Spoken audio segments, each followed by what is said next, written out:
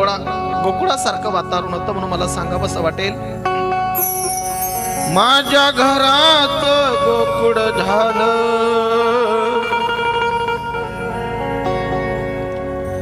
मन आनंदानं न्हालं,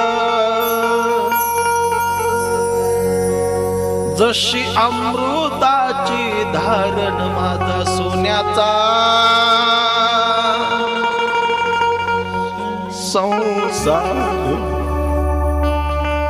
राजा राणीचा दरबार, माझ्या सोन्याचा संसार, राजा राणीचा दरबार.